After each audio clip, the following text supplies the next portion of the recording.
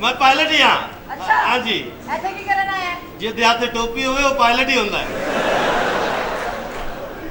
पहला पायलट है जिदे हाथी च टोपी है। इधर वेख मुंह च पानी आ गया ना।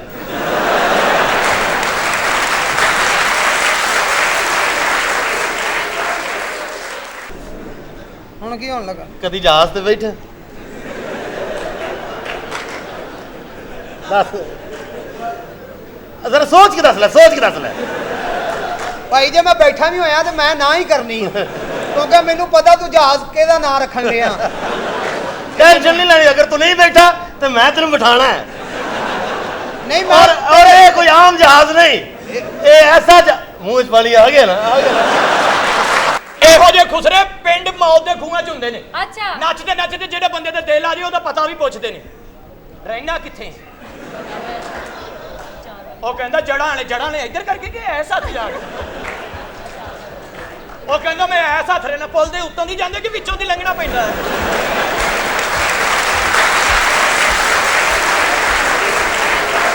ਆ ਸੀਨਾ ਆਪਣੇ ਭਰਾ ਦੇ ਵਿਆਹ ਤੇ ਨਹੀਂ ਗਿਆ ਕਿਉਂ? ਆ ਕਿਹੜੇ ਨੱਕ ਨਾ ਜਾਂਦਾ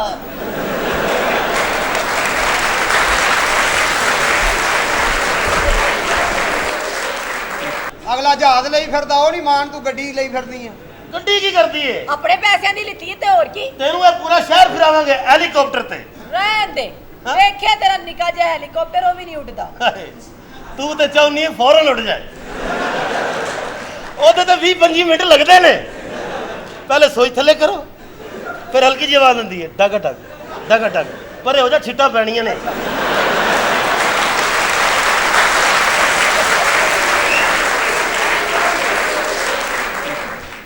भाई जी नहीं माफी दे दो जी बच्ची छोटी है सी बच्ची नहीं मरवानी है इतने की ये आ जाओ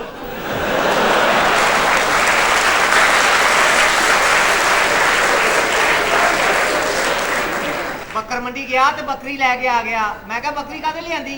ਕਹਿੰਦਾ ਕੁਰਬਾਨੀ ਦੇਣੀ। ਮੈਂ ਕਿਹਾ ਬੱਕਰਾ ਦੇਈਦਾ। ਕਹਿੰਦਾ ਯਾਰ ਅੰਮੀ ਦੇ ਨਾਂ ਦਾ ਦੇਣਾ ਉੱਤੇ ਜਾ ਕੇ ਤੰਗ ਹੀ ਨਾ ਕਰੇ।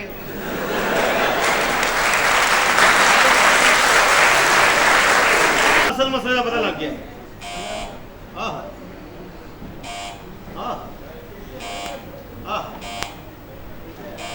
अगे आ अन्नी दी पैसे नहीं लेंदी है।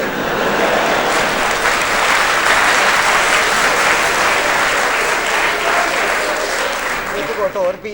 ਇੱਕ ਗੁੱਟ ਮੋਹਤੀਏ ਚਲੋ ਆ ਪੀ ਲਿਆ ਨਾ। ਇਹ ਡਾਕਟਰ ਨੂੰ ਰੱਖਿਆ ਸੀ ਮੈਂ ਚੈੱਕ ਕਰਾਉਣ ਲਈ।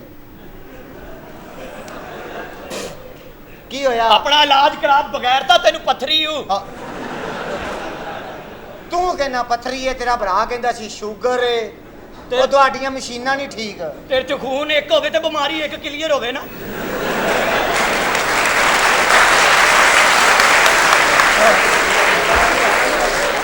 ਇਹੋ ਜਿਹੇ ਖੁਸਰੇ ਦੀ ਬਾਹ ਨੂੰ ਫਾਲਜ ਹੋਇਆ ਹੋਵੇ ਫੇਰ ਵੀ ਪੂਰਾ ਨੱਚਦੇ ਨੇ। ਉਹ ਕਿਵੇਂ? ਬਾਹ ਕੋਲ ਕੰਮ ਲੈਂਦੇ ਚੀਚੀ ਵਿੱਚ ਛੱਲਾ ਮੇਰੇ ਰਾਂਝਣ ਦਾ ਹਰ ਵੇਲੇ ਚੁੱਭਦਾ ਰਹਿੰਦਾ ਨੀ ਮੈਨੂੰ ਬੜਾ ਤੰਗ ਕਰਦਾ।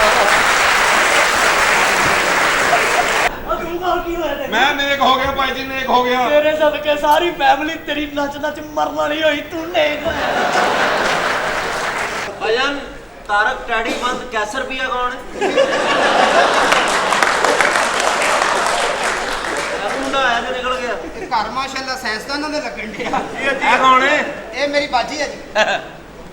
ਆਏ मुझे हाथ नहीं लगाना। क्यों? मैं बड़ी शरीफ लड़की हूँ।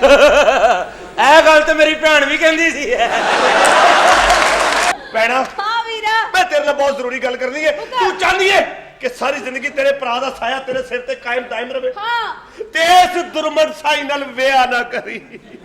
की कह रहे हैं? तू कदी जिंदगी जे नाल विआह करेगी? मेरा ब्याह हाँ। वो भी ਇਹਦੇ ਨਾਲ हाँ। ਜਿਹੜਾ ਆਪ ਤਾਰਕ ਟੈਡੀ ਦੇ ਬੱਚੇ ਦੀ ਮਾਂ ਬਣਨ ਵਾਲਾ ਹੈ। भैना जी सुन तो ले हाँ सेम टू यू। भैना जी तू ये सेकंड हैंड मिस्टर बीन ना विआह करेंगी?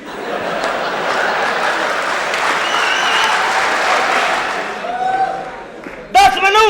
ਇਹਦੇ ਨਾਲ ਵਿਆਹ हाँ ਇਹਦੇ ਨਾਲ ਵਿਆਹ ਮੈਂ ਕਦੇ ਨਹੀਂ ਕਰਾਂਗੀ ਵੀਰਾ। ਇਹਦੇ ਨਾਲ ਵਿਆਹ ਮੈਂ ਕਦੇ ਨਹੀਂ ਕਰਾਂਗੀ। ਜਿਹੜਾ ਮੈਨੂੰ ਜਾਵੇ। ਉਹ ਸ਼ਾਦੀ ਹੋ ਗਈ ਤੇਰੀ? ਹਾਂ ਹੁਣ ਵਿਹਲਾ ਫਿਰ ਤੂੰ।